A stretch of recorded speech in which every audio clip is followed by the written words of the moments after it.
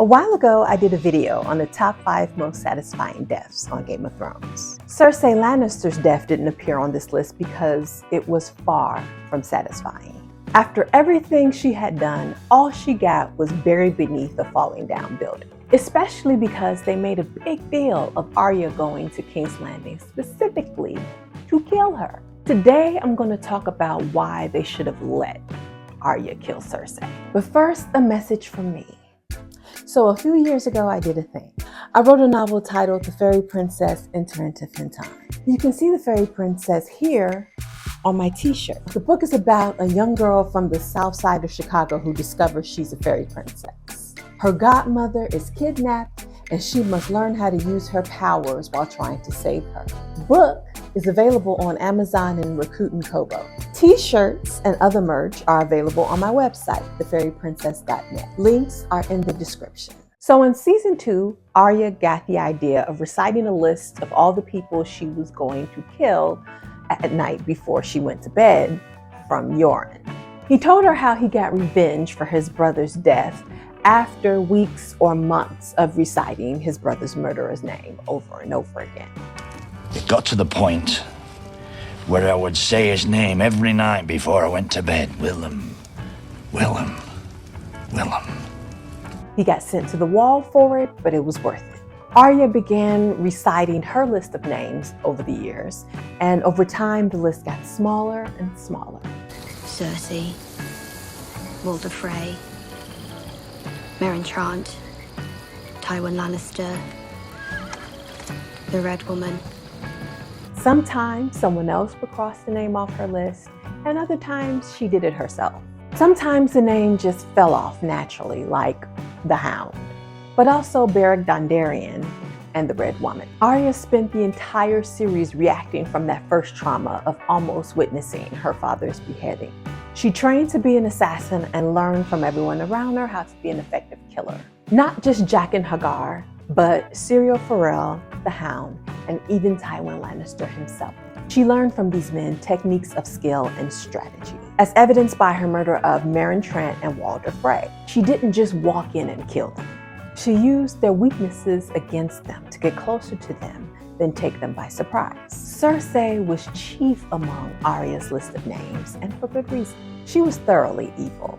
And I don't think she just became evil after years of being the queen. I think she was always this way. From the way she treated Tyrion when he was just a baby. She would twist his penis when he was a baby until he wailed. And she pinched your little cock so hard I thought she might pull it off until your brother made her stop. Jaime would have to step in and stop her. Then there is the whole reason Jaime became a member of the Kingsguard at 15 years old. Tywin had brought Cersei to King's Landing and wanted to make a royal marriage for her. He refused many offers for her hand because he wanted her to marry a Targaryen prince. He had tried to marry her to Rhaegar before he married Ilya, but he turned down an offer from the Martells to marry Oberyn and Ilya to Cersei and Jaime. The Martells turned around and arranged for Ilya to marry Rhaegar as a slight to Tywin. So basically, at the time, Cersei was in King's Landing with Tywin and Jaime was at Casterly Rock. Cersei had discovered that Tywin was going to marry Jaime to Lysa Tully, and she encouraged him to be in the Kingsguard so they could be together. King Aerys named Jaime as one of his Kingsguard, which enraged Tywin because Jaime was his heir and he hated Tyrion. Because as you know, a member of the Kingsguard could not get married, hold no lands, or father any children. So he feigned pleasure to the king's face, then retired as Hand of the King and took Cersei back to Casterly Rock. So she ruined Jaime's chances of inheriting Casterly Rock, and they still weren't together. One would say she's ultimately the reason he became the Kingslayer, for he had no ambition to be in the Kingsguard until she told him to. Poor Jaime. Everything he did was to please Cersei, while everything she did was to please herself, as evidenced by the fact that she turned to sleeping with their cousin Lancel after Jaime had been held hostage. She even blamed him for staying away too long after he was taken. You come back after all this time with no apologies on one hand and expect everything to be the same. What do you want me to apologize for? For leaving me. Her selfish decisions would start to get her in trouble once she empowered the High Sparrow just to separate Marjorie from Tommen. But she was in prison also. In the end, she would blow up the Sept of Baelor just to get rid of the High Sparrow and Marjorie, causing Tommen to commit suicide. But did she blink after her son's death? No, she took the crown for herself. Then she ultimately fought with Jaime when he finally chose honor over her, and she threatened his life. Then she slept with Euron Greyjoy to pass off Jaime's child as his. Cersei was arrogant and not quite as smart as she thought, as evidenced by her dealings with the High Sparrow and how she chose to antagonize a woman with a dragon. Also, by the fact that she couldn't control her psychopath of a son, or even a sweet one.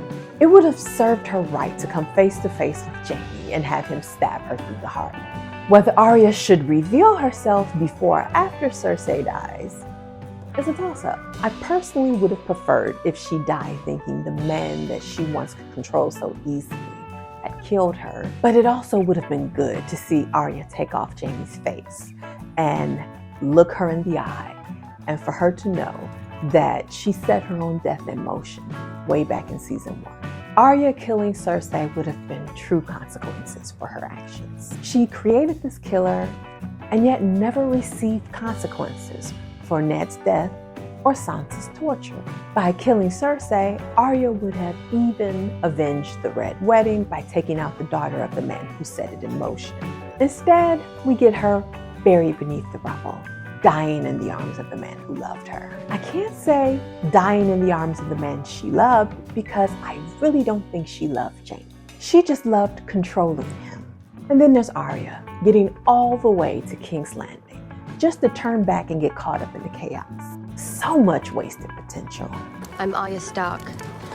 I'm going to kill Queen Cersei. So do you agree that Arya should have been allowed to kill Cersei? Let me know in the comments down below.